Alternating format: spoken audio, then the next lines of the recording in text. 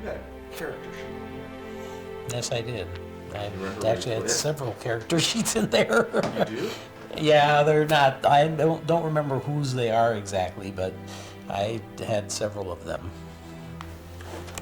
Tell me what stage of the Blackmoor you were playing, so I know kind of where these character sheets come from. I was a later participant because they'd already been doing this for quite a while before I got involved.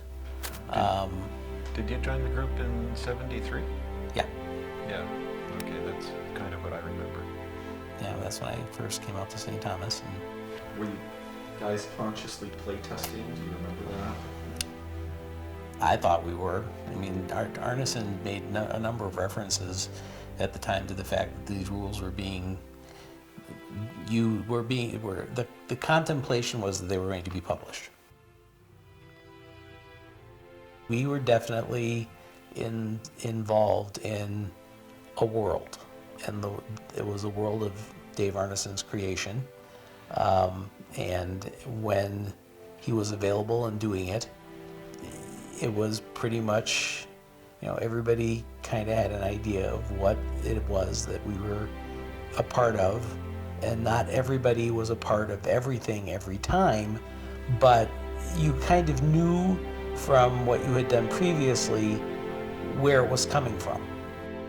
And it was a lot more to the world than just a dungeon or a town. There were outside forces, political and military forces, like the invasions we talked about.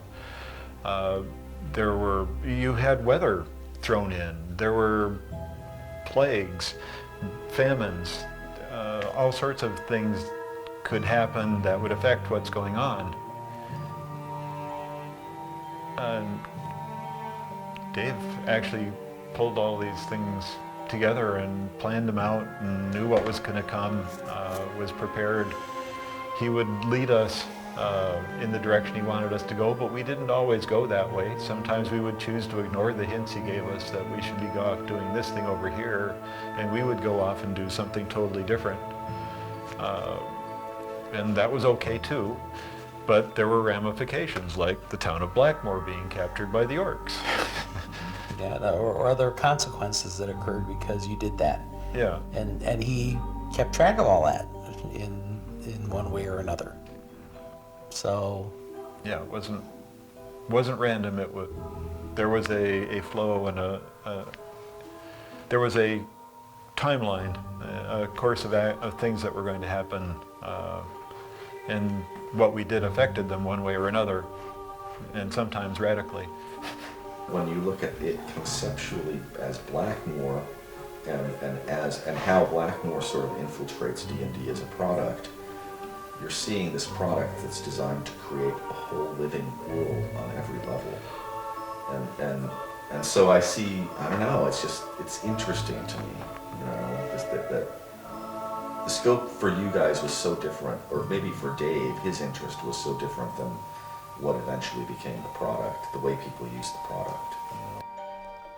The product is, Dungeons and Dragons as a product is open to any kind of adventure. It's not limited to dungeon adventures, although that's part of the name. If you look at the original 3 booklets, one of them is called Wilderness Adventures and Treasures or something like that. So obviously you're not being directed to just do dungeon adventures. There's a lot more to it than that, and if you have time as the referee, the dungeon master, in modern terms, you would be able to define bigger areas and have more to it than just even limiting it to one town, for example. You're open to create a whole world. And that's part of the love of it, the excitement of it for me, is that there's a lot more to it. And it was more interesting to me to go off into adventures to other places that I hadn't been, or to build a new, like Svenny's Freehold, or creating the town of Newgate when we later got our own baronies. That was actually more exciting to me than an individual adventurer into the dungeon. I thrived on that kind of thing. I guess that's my big question is that, or it's not even a question, it's a curiosity. I see all of that happening in your group. The majority of people that bought the product didn't go to that depth, you know? And so... That takes like, work. It takes takes work work to and develop a world. And so I guess that reflects on your group as like a group of players who are, like, all of these people are willing to do that to some extent. And then you've got this main game master, Dave Arneson, who's creating this world that's operating on so many levels and at such detail, it seems like, based on all the records of all these other campaigns. And I guess I'm trying to communicate that to somebody that wouldn't understand that. Like, you guys are the ground zero for this, and I don't know. I mean, wouldn't you agree that you kind of had to have lived some of that at the time that it was happening to understand? I mean, my very first adventures when I was involved in all of this, most of them had nothing to do with the dungeon.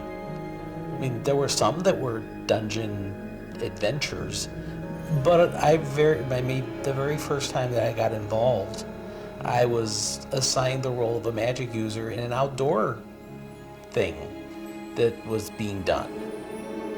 And that had nothing to do with being in a dungeon. We were outside, and we were looking for something. I don't even remember what it was. But we were supposed to find this something, and we were wandering around the countryside, in essence, to do this. And there were a number of times when that was the case. Yeah, Dave Arneson would pose a problem for us, basically. Give us a situation. Oh, hobbits are disappearing in Hobbit Town, you know. And we would then go off to Hobbit Town and start investigating and then try and figure out, oh, look, there's vampires that are taking the hobbits, and we would then go off trying to find these vampires. I heard about the Hobbit vampires. You're the first person to actually make a reference to the Hobbit vampires. Yeah. Okay. Do you know anything else about the Hobbit vampires? Do you remember anything else? There was an adventure. I don't remember a lot about it, but it's still in my head. Just like I call them hobbits instead of halflings, you know. So do you remember what happened with the vampires and the hobbits? I mean, what were the vampires doing to the hobbits? They were taking them and drinking their blood. But did any of the hobbits end up being vampires? I'm sure some of them did, and some of them ended up very dead. But I don't remember how the whole thing was resolved anymore. I remember searching, and part of the adventure was the quest to find the perpetrators. Were you on that adventure? No. No. I just think it's interesting because he's describing something that's ridiculous, okay? Like somebody turning hobbits into vampires is actually kind of ridiculous. And Arneson always had humor in his game. It wasn't always serious. Like, it was fun.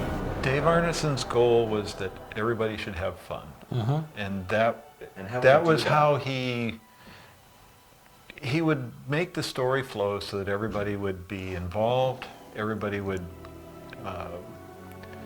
enjoy their involvement. Even if you died, you were having a good time. And characters dying was rare, I think, in general. Yeah, pretty much. I mean, Yeah. there usually was some. It was unusual to have somebody die permanently, and it was also that if somebody was incapacitated during the course of one of these, oftentimes you would become the next villain in the dungeon when he needed somebody to make a choice. You know, so you'd be off. You know, if something happened to you where you weren't going to be able to be a part anymore, then your part was that you kind of sat around, and every so often he'd come and get you and say, all right, this is what's going on. These people are coming into this room and you are thus and so. And so what are you going to do? So you became the monsters? Sometimes.